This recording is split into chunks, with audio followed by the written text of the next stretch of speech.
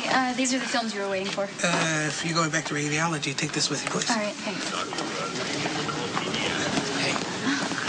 Hey, Miss Shaw, I need your opinion on something.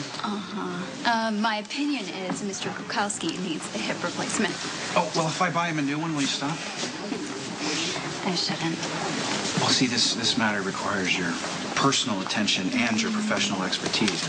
Right, I can't imagine what that is.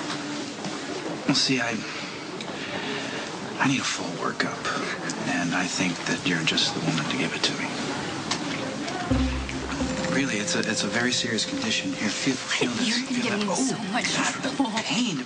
Do you feel that? It's not really so much like a pain. It's more like a pressure, a feeling, you know. And it starts at my heart, and then it works its way down to my lower extremities. What? Did you read that at www.worldsworstpickuplines.com? I happen to mean every word of what I just said. Well, you're pretty adorable, but I'm on the clock. Well, does Mr.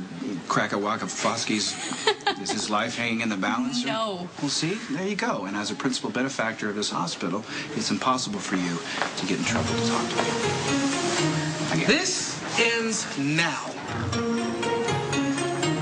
If I want to take a moment with a member of this staff, that's my prerogative. I would call it sexual harassment. Sexual? Do you feel harassed in any No, way? not at all. Okay. So you dodged that bullet. It's still inappropriate. If Mr. Cassadine wants to run after someone who may or may not remind him of his poor dead wife, that's his business. And if you're fool enough to get involved with a man who may or may not call you by another woman's name, that's your business. But you do it on your own time. You're on my clock now. Right, I'm sorry, Nurse Johnson. You're right. Meet me at the Metro Court after your shift. I'm sure you have someplace important to be.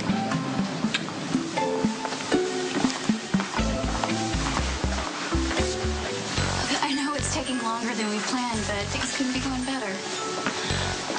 Gotta go. Oh, I want you to know, my dear girl, that I'm not stalking you.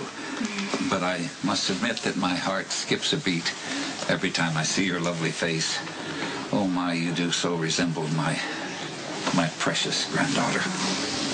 Well, I wish there was something I could do about that, Mr. Quartermain, but it was the face I was born with, and I've kind of gotten used to it. You know, I have to admit something terrible. I am a bit lost. In my own hospital, no less. I can't seem to find my way around since the renovations. I'm looking for my great-grandson's room. Oh, no, don't be embarrassed. Listen, I find it hard to navigate through these halls, too, and I work here every day. What's your great-grandson's name? Michael Corinthos. And he is suffering because no adult in his life, including me, took care to keep him safe. That little boy could have had the world. The best prep schools, entry into the finest universities, opportunity to learn the family business sitting at my knee. I tell you, Michael's future was limitless. Congressman, senator, who knows? Instead, I allowed him to be raised by a thug. And now I go to visit him, and he's lying there comatose, suffering from a bullet that should have killed that thug that raised him. I tell you, I failed Michael miserably. And I failed the Quartermain name. Mr. Quartermain, maybe it's not too late. I mean, if you love Michael, and it sounds like you really do, then don't let another opportunity go by. You're very kind, my dear. Well, I can walk you to his room. I can even stay if you want. No. You're much too busy to try to cheer up an old man. Well, I have another meeting, but I can cancel. No big deal. Let me give you a word of advice. Don't cancel your meeting. Plans were worth making, they're worth keeping. Once you let a moment pass, you'll never get it back. It's gone forever. Got the number? Yeah, it's his room. All right. Thank you, dear. Hi, Christine. You know what I'm saying? Guardian of your life. Wasn't sure you'd show. Hey, yeah, I almost didn't. I ran into Edward Quartermain, and he was telling me all about the Never mind, he's a really nice guy, and you forget that the rich have problems too. But why am I telling you this? So what do you have planned for us? Well, I got us a table here at the restaurant. If you've never been, it's one of the best in town. And I also have a room here. You could choose one, both, neither. Oh, so many choices. So the restaurant's on the top floor. And what's the room number? 421. So then I guess you've got all the way to the 4th floor to convince me. Yeah.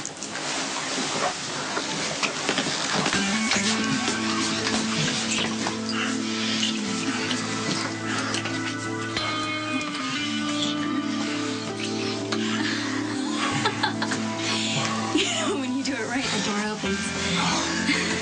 I always do it right, sweetheart.